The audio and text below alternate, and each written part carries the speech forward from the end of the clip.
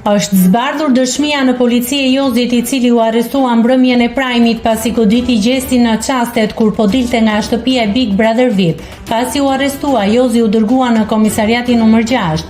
Në dëshminë e tij në polici, Jozi tha se gjesti e ka provokuar. Më ka provokuar gjatë gjithë lojës, nga gjak nxehtësia e qellova, nuk e durova më, tha ai. Akti papranueshëm ndodhi gjatë transmetimit të drejtpërdrejtë të mbrëmjes së prajmit në formatin Big Brother Albania.